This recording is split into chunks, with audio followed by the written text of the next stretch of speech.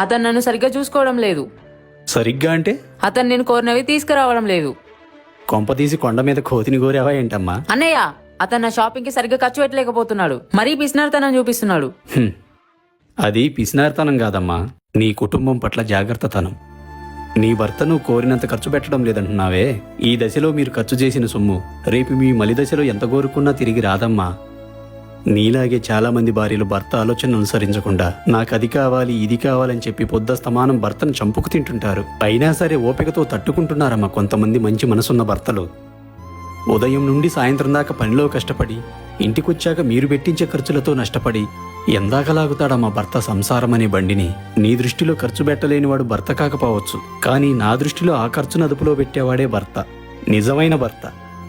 నువ్వు కూడా సోకుల మీద ఆరాటం తగ్గించి సంసార బాధ్యత మీద ఆలోచన పెట్టమ్మా.